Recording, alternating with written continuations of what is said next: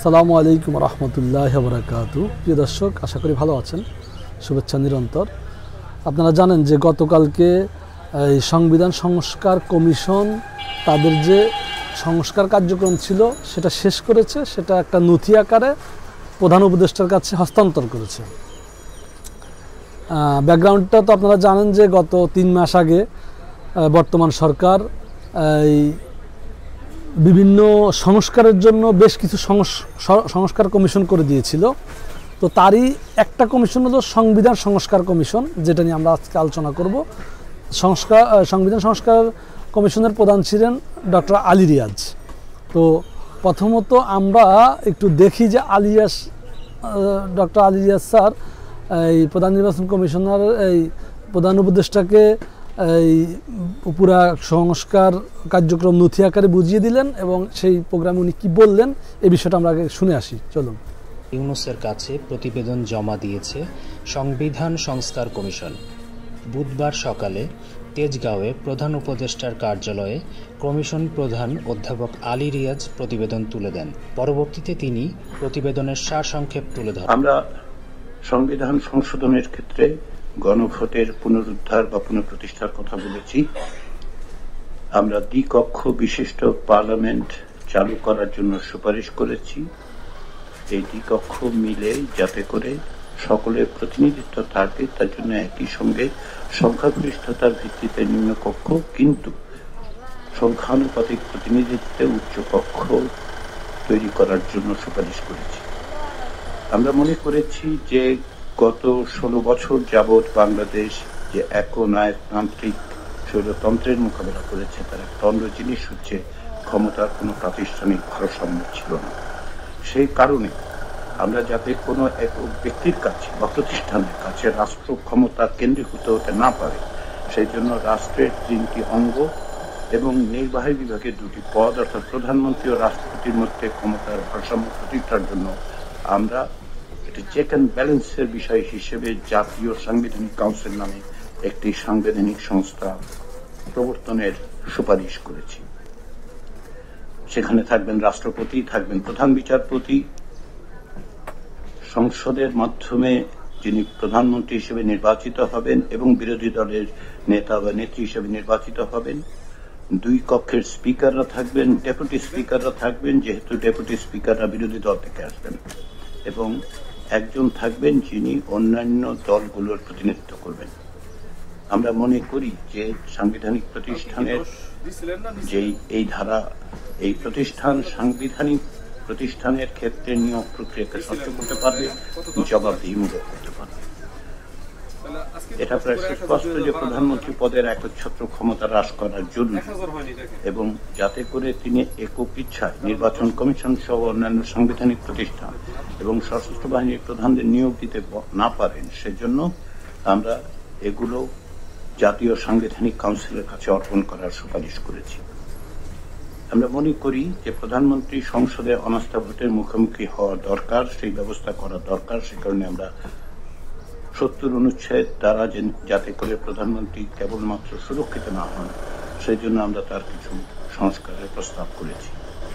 আমরা মনে করি যে বাংলাদেশকে যেভাবে গণপ্রজাতন্ত্রী বাংলাদেশ বলা হয়, তার মধ্যে আসলে এটি প্রজাতন্ত্রের কথা হয়, সেটা আমরা দ্বিমত পোষণ করেছি। আমরা বলছি বাংলাদেশ পরিচিত হওয়া উচিত জনগণতান্ত্রিক বাংলাদেশ হিসেবে। আমরা অন্তর্বর্তী সরকারের সুস্পষ্ট কাঠামোর পরামর্শ দিয়েছি এবং সেক্ষেত্রে আমরা মনে করি যে অন্তর্বর্তী সরকারের প্রধানের উপদেষ্টা বাছাইয়ের দায়িত্বভার কোনো ব্যক্তি বা কোনো একক প্রতিষ্ঠানের উপর থাকা ঠিক নয়। সে কারণে আমরা জাতীয় সাংবিধানিক কাউন্সিলের কাছে এই বাছাই প্রক্রিয়ার অর্পণ করেছি, তার সুপারিশ করেছি। আমরা আশা করছি সেটা সম্ভব হবে। আমরা বিচার বিভাগের বিকেন্দ্রীকরণের জন্য সুপারিশ করেছি এই কারণে যে ন্যায় বিচার প্রতিষ্ঠিত করতে হলে এবং ন্যায় বিচার পাওয়ার অধিকারকে সুগম এবং যথাসাধ্য মানুষের দোরগোড়ায় পৌঁছে নিতে হলে কমিশন মনে করে যে বিকেন্দ্রীকরণ করা দরকার। আমরা সুপ্রিম কোর্টের একক চরিত্র অক্ষুণ্ণ রেখেই দেশের সকল বিভাগীয় শহরে হাইকোর্ট বিভাগের মর্যাদা এবং এখতিয়ার সম্পন্ন একটি স্থায়ী আসন প্রবর্তনের সুপারিশ করেছি। আমরা মনে করি, এবং আমাদের কমিশনই শুধু নয়, আমরা যাদের সাথে অংশীজনদের সাথে কথা বলেছি তারা সকলেই প্রায় যেটা জোর দিয়ে বলেছেন সেটা হচ্ছে শক্তিশালীভাবে স্থানীয় সরকার ব্যবস্থা প্রতিষ্ঠা করা। সেই জন্য আমরা স্থানীয় সরকার কমিশন গঠনের সুপারিশ করেছি। আমরা জেলা ও সিটি কর্পোরেশন পর্যায়ে সমন্বয় কাউন্সিল গঠনের প্রস্তাব করেছি। আমরা মৌলিক অধিকারের আওতা সম্প্রসারণের কথা বলেছি। শুধুমাত্র তাই নয়, আমরা সাংবিধানিকভাবে তার সুরক্ষা এবং তা যেন বলবৎযোগ্য হয় সেটা নিশ্চিত করার জন্য আমরা একটি সমন্বিত একক সনদের কথা বলি।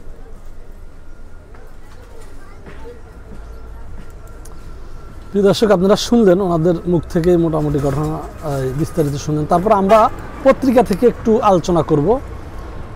পত্রিকায় যেভাবে আসছে কমিশনের সংস্কার প্রস্তাবের প্রধান সুপারিশগুলো।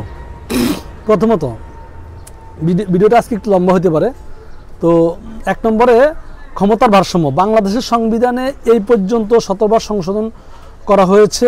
দ্বাদশ সংশোধনের মধ্য দিয়ে রাষ্ট্রপতি শাসিত সরকার ব্যবস্থা বদলে সংসদীয় সরকার পদ্ধতি পুনরায় প্রবর্তন করা হয়। কিন্তু সংসদীয় ব্যবস্থার বদলে ধীরে ধীরে ব্যবস্থাটি নিছক প্রধানমন্ত্রী শাসিত ব্যবস্থায় রূপ নেয় বলে মনে করেন ডক্টর আলী রিয়াজ। তিনি বলেন, প্রধানমন্ত্রী দলের প্রধান হিসেবে দল চালান, সংসদের নেতা হিসাবে সংসদের উপর নিয়ন্ত্রণ রাখেন এবং তিনি প্রধানমন্ত্রী হন এবং এমন প্রধানমন্ত্রী তিনি যা বলেন রাষ্ট্রপতিকে তাই শুনতেই হয়। এর অন্যথায় কোনো জায়গা নেই। সংবিধানের মধ্যেই ব্যক্তিতান্ত্রিক স্বৈরতান্ত্রিক পথ রয়েছে বলে মনে করেন তিনি। সংবিধান প্রধানমন্ত্রীকে একগুচ্ছ আধিপত্য ক্ষমতা দিয়েছে। এতে সেই ব্যবস্থায় পরিবর্তন আনার কথা বিভিন্ন পক্ষ থেকে বেশ কিছুদিন ধরে বলা হচ্ছিল। অন্যতম প্রধান রাজনৈতিক দল বিএনপি এই ক্ষেত্রে প্রধানমন্ত্রী এবং রাষ্ট্রপতি ক্ষমতার ভারসাম্য আনার কথা বলে আসছে। তবে সংস্কার কমিশন ভারসাম্য আনতে চেয়েছে প্রাতিষ্ঠানিক কাঠামোর মধ্য দিয়ে। আচ্ছা, 2 নম্বরে 5 শতাধিক আসনে দুই কক্ষ বিশিষ্ট সংসদের কথা এখানে বলা হয়েছে। 5 শতাধিক আসন নারী আসনেও ভোট। বর্তমানে বাংলাদেশে 1 কক্ষ বিশিষ্ট সংসদে নারীদের জন্য 50টি আসন সুরক্ষিত, মোট 350টি আসন রয়েছে। দ্বিকক্ষ বিশিষ্ট সংসদে প্রস্তাবনা আসতে যাচ্ছে তা এরকম অনুমান করা যাচ্ছে, কেননা বর্তমানে ক্রিয়াশীল রাজনৈতিক দলগুলো প্রায় সবাই 2 কক্ষ বিশিষ্ট সংসদের পক্ষে। সংসদ নিম্নকক্ষের আসন বেড়ে 400 প্রস্তাব করা হয়েছে। এর সঙ্গে উচ্চকক্ষে আরও 105টি আসন যুক্ত করার কথা বলা হয়েছে। নিম্নকক্ষে 400 আসনের 100টি নারী আসন। তবে কেবল দলের মনোনয়নে নয়, তাদেরও সরাসরি ভোটে নির্বাচিত হইতে হবে। আমাদের আগে যেই 350-র ভিতরে 50টি আসন ছিল, নারীরা কিন্তু যারা সংরক্ষিত আসনে এমপি হইতেন তাদের ভোট লাগতো না। এখন তার পরিবর্তন জন্য সুপারিশ করা হয়েছে। আসন বৃদ্ধির যৌক্তিকতা তুলে ধরতে গিয়ে ডক্টর আলী রিয়াজ বললেন, বাংলাদেশ যখন স্বাধীন হয় তখন 7.5 কোটি মানুষ ছিল, এখন 18 কোটি বা 20 কোটি মানুষ। তাদের প্রতিনিধিত্বের জায়গা করতে হবে। আরও ছোট ছোট নির্বাচনী এলাকা তৈরি করতে পারলে মানুষ সরাসরি ইন্টারেক্ট করতে পারত। হ্যাঁ, আচ্ছা, তারপর 3 নম্বরে 70 অনুচ্ছেদের যে সমস্যাটা, এই সমস্যার কথা বলা হয়েছে। বাংলা সংবিধানের অন্যতম আলোচিত অংশ 70 অনুচ্ছেদ।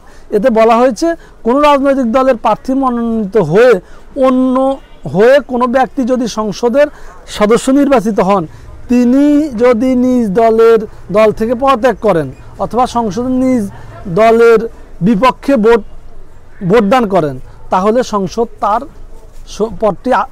পদটি শূন্য হয়ে যাবে সংসদে। অর্থাৎ পরিষ্কার কথা হলো যে সংসদে নিজ দলের বিরুদ্ধে ভোট দেওয়া যাবে না, এমন একটা বিধান বাংলাদেশ সংবিধানে আছে। এই দলের এই জায়গাটার, এই উচ্ছেদটার ওনারা বিরোধিতা করেছে, যে যেন সামগ্রিকভাবে সামগ্রিক চিত্রটা বোঝার চেষ্টা করুন। আমরা একটি জবাবদিহিতার অবস্থা তৈরি করেছি, সেই প্রেক্ষিতে বিবেচনায় নিলে 70 অনুচ্ছেদের ভূমিকা কি হবে সেটা বুঝতে পারবেন। আচ্ছা, 4 নম্বরে কি বলছে দেখেন। 4 নম্বরে বিচার বিভাগের স্বাধীনতা। বিচার বিভাগ আইনি প্রক্রিয়ার মাধ্যমে নির্বাহী বিভাগ থেকে পৃথক হয়েছিল 2007 সালে। লক্ষ্য ছিল রাজনৈতিক অন্যান্য ক্ষেত্রে প্রভাবমুক্ত হয়ে সিদ্ধান্ত গ্রহণ। কিন্তু বিগত দিনে বিরোধী রাজনৈতিক দল ও বিভিন্ন পক্ষ থেকে অভিযোগ তোলা হয়েছে বিচার বিভাগ আদৌ তো স্বাধীন নয়, সরকারের ইচ্ছা অনুযায়ী পরিচালিত হয়। প্রাতিষ্ঠানিকভাবে বিচার বিভাগের স্বাধীনতা নিশ্চিত করতে সংবিধান সংস্কার কমিশন তাদের প্রতিবেদনে বিচার বিভাগের জন্য আলাদা সেক্রেটারিয়াল বা সচিবালয় তৈরির সুপারিশ করেছেন। আচ্ছা, 5 নম্বর স্থানীয় সরকার। 5 নম্বর স্থানীয় সরকারের বিষয়টা আমি জানি। বিষয়টা হলো 5 নম্বর, আপনারা দেখেছেন যে আগে স্থানীয় সরকারগুলা দলীয় সরকার, দলীয় প্রতীকে নির্বাচন হইতো না। কারণ স্থানীয় সরকারে অনেক সময় স্থানীয়ভাবে অনেক ব্যক্তি নানান প্রভাবে প্রভাবিত থাকে। মনে করেন একটা লোক মানে খুবই ফেমাস, খুবই সৎ লোক, সে কিন্তু যে দল করে সেই দল ক্ষমতায় নেই, তো সে কিন্তু তার মানে সেই দল ক্ষমতায় নেই বা সেই দল করাপ্টেড, কিন্তু সেই করাপ্টেড দলের এই নেতা নেত্রীদের ছবি নিয়ে পোস্টার দিয়েই করতে হয়। এই জন্য মানে স্থানীয় নির্বাচনে দলীয় প্রতীকে নির্বাচন হবে না, এই সংস্কারটা ওনারা বলেছেন। আপনারা মোটামুটি 5টা সুপারিশ শুনলেন। এই সুপারিশটা হলো 5টা বলতে সংবিধানে শুধু 5 জায়গায় চেঞ্জ হবে ব্যাপারটা না, এরকম না। 5টা সুপারিশ বলতে 5টা ক্ষেত্রে সুপারিশের কথা বলা আছে আর কি। এখানে শাখা প্রশাখাগত আরও অনেক সুপারিশ থাকবে, অনেক চেঞ্জ থাকবে। আর এই সংবিধান ওনারা যতটুকু সুপারিশ করেছেন, এখানে ওনাদের ব্যাকগ্রাউন্ডটা হলো ওনারা এই 3 মাসে প্রায় 1 লক্ষ লোকের মতো মানুষের মতামত নিয়েছেন। জানা গেছে 3 মাস ধরে নাগরিক সমাজ, নাগরিক দল, অন্য অংশীজনদের কাছ থেকে মতামত গ্রহণ করা হয়েছে। প্রায় 1 লক্ষ লোকের কাছ থেকে মতামত গ্রহণ করা হয়েছে। আর ওনাদেরকে যে কমিশন করা হয়ে দিয়েছে, ওনাদের বোঝাপড়ার মাধ্যমে গত কি বলে এই ফ্যাসিবাদ সরকারের সময় যে সংকটগুলো তৈরি হয়েছিল, এই সংকটগুলো যেন ভবিষ্যতে আবার না হয়, এরকম নানান বিষয় ওনারা বোঝাপড়া করে ওনারা এই সংস্কারের পুস্তকটি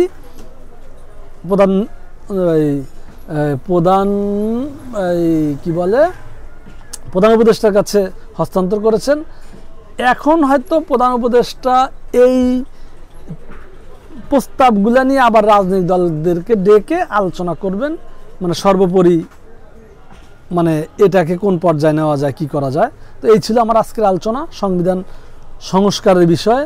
আপনারা জানেন যে এর মাঝে অন্যান্য সংস্কার কমিশনেরাও তাদের ওই প্রস্তাবনাগুলা জমা দিয়েছেন। আমরা অন্যান্য বিষয়ে কথা বলবো, দেখা যাক। আপাতত এই বিষয়টা এইভাবে এখানে শেষ করছি। আসসালামু আলাইকুম রহমতুল্লাহ।